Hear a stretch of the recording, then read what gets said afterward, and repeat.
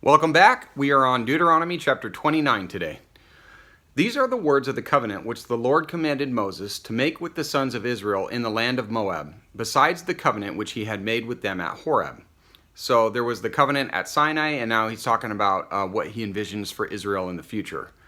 Though the past had seen Israel's failure to keep the covenant and to trust in God, there was some hope for them. Verse 2, And Moses summoned all Israel and said to them, You have seen all that the Lord did before your eyes in the land of Egypt to Pharaoh and all his servants and all his land, the great trials which your eyes have seen, those great signs and wonders.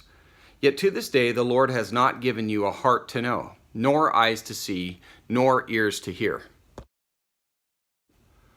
I have led you 40 years in the wilderness. Your clothes have not worn out on you, and your sandal has not worn out on your foot. You have not eaten bread, nor have you drunk wine or strong drink, in order that you might know that I am the Lord your God. When you reached this place, Sihon the king of Heshbon and Og the king of Bashan came out to meet us for battle, but we defeated them. And we took their land and gave it as an inheritance to the Reubenites, the Gadites, and the half-tribe of the Manassites. So keep the words of this covenant to do them, that you may prosper in all that you do. You stand today, all of you, before the Lord your God, your chiefs, your tribes, your elders, and your officers, even all the men of Israel, your little ones, your wives, and the alien who is within your camps, from the one who chops your wood to the one who draws your water, that you may enter into the covenant with the Lord your God, and into his oath which the Lord your God is making with you today, in order that he may establish you today as his people, and that he may be your God, just as he spoke to you, and as he swore to your fathers, to Abraham, Isaac, and Jacob. Now not with you alone am I making this covenant and this oath, but both with those who stand here with us today in the presence of the Lord our God, and with those who are not with us here today.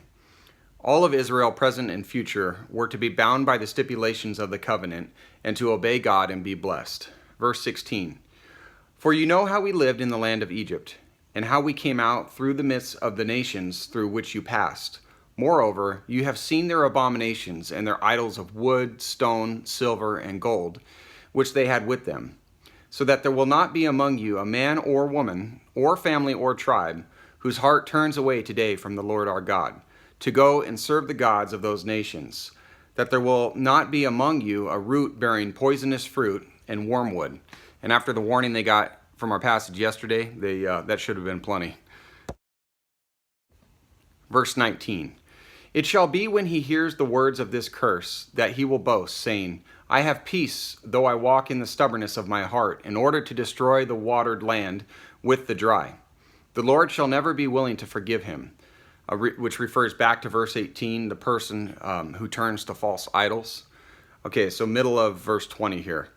But rather, the anger of the Lord and his jealousy will burn against that man, and every curse which is written in this book will rest on him. And the Lord will blot out his name from under heaven. Then the Lord will single him out for adversity from all the tribes of Israel, according to all the curses of the covenant which are written in this book of the law. Now the generation to come, your sons who rise up after you, and the foreigner who comes from a distant land, when they see the plagues of the land and the diseases with which the Lord has afflicted it, will say, All its land is brimstone and salt, a burning waste, unsown and unproductive, and no grass grows in it, like the overthrow of Sodom and Gomorrah, Admah and Zeboim, which the Lord overthrew in his anger and in his wrath.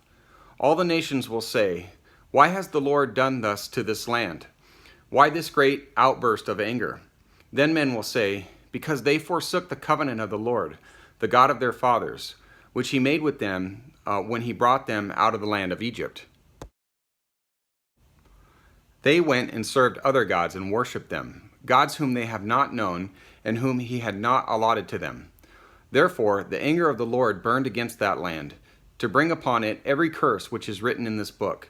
And the Lord uprooted them from their land in anger and in fury and in great wrath, and cast them into another land, as it is this day.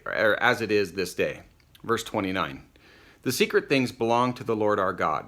but the things revealed belong to us and to our sons forever, that we may observe all the words of this law. All right, the word of the Lord right there. Thank you, guys. Glad you could be here, and we'll carry on tomorrow, if you, Lord willing. God bless you. Take care.